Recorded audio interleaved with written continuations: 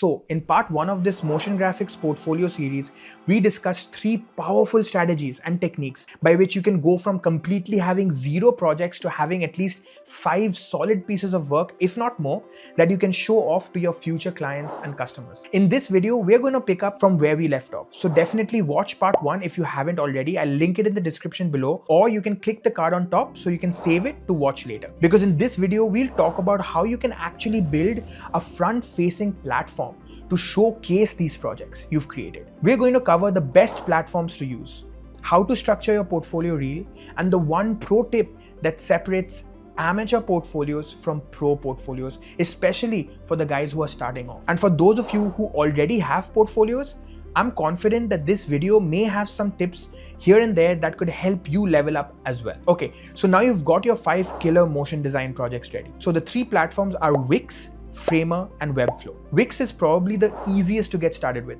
and this is the one that I use.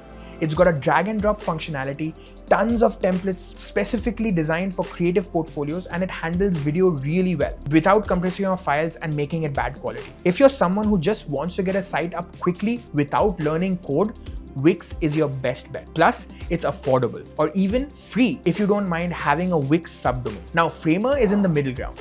It's got more design flexibility than Wix, and it's become really popular with motion designers lately because of its smooth animations and modern aesthetic.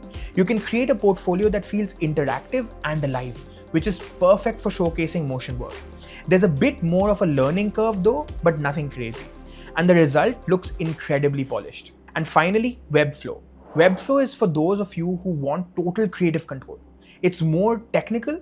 You're essentially building a custom website, but the level of customization you get is unmatched. If you want your portfolio to stand out and you're willing to put in the time to learn the platform, Webflow is the way to go. A lot of top motion designers use it for that reason, but it does take time to get there. No matter which platform you choose, here are the non-negotiables, okay? Your site needs to load fast, your videos need to play without lag, and your navigation needs to be dead simple.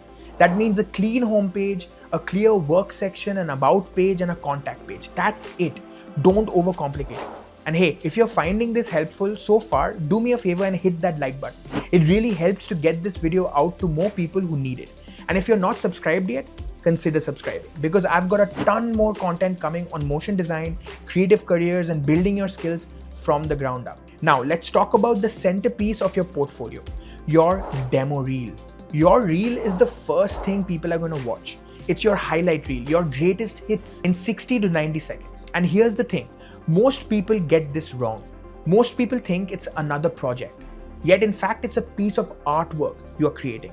It may just arguably be the most important piece of artwork, as it will be made of all your best projects, and most of all, it's your first impression on future customers and clients. It should be the first thing that your customers see. Now the issue is, most people make it way too long, or they bury their best work in the middle, or they add some epic orchestral music that completely drowns out the actual motion design. So let's break down how to do this right. First, start with your absolute best work. Not your second best, not the project you worked on 3 months before, your best. The piece that makes people go, wait, who made this? So the second thing to keep in mind with your reel is to keep it short. I'm talking 60 to 90 seconds max. If you go over 2 minutes, you're losing people. Remember, the goal of the reel isn't to show everything you've ever made. It's to make someone curious enough to explore the rest of your portfolio. Now, the final advice is music matters. Choose a track that complements your work without overpowering it. The motion design should be the star, not the soundtrack. Keep the music subtle and make sure it fits the vibe of your work. If your reel is high energy and vibrant, go with something upbeat. If it's more cinematic and moody, pick something that matches the tone. But also, try to mix it up. And don't forget sound effects as well. They are super crucial. Now for the part that's going to separate you from 90% of other portfolios out there. Project case studies. Here's the reality. Your reel gets people interested. Your case studies get you hired. Because when a potential client or employer clicks on one of your projects, they don't just want to see the final animation. They want to know how you got there. What was the challenge? What was your process? How did you solve problems along the way? This is where you prove that you're not just someone who can push buttons in After Effects. And here's what you should keep in mind. A short description of the project. What was the brief? Who was it for? What was the goal?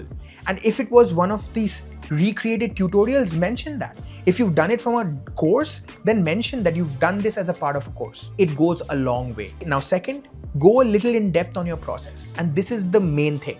Show sketches, storyboards, style frames, and mood boards, whatever you created along the way. Talk about the key decisions you made. Why did you choose that color palette? Why did you go with 2D instead of 3D? How did you approach the pacing?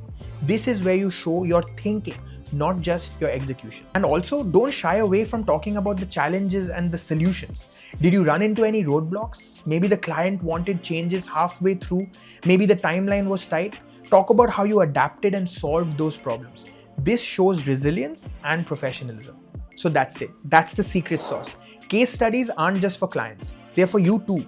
Going through this process forces you to reflect on your work, understand what worked and what didn't, and get better for the next project. It's a learning tool disguised as a portfolio piece, and this is what I love about the creative field.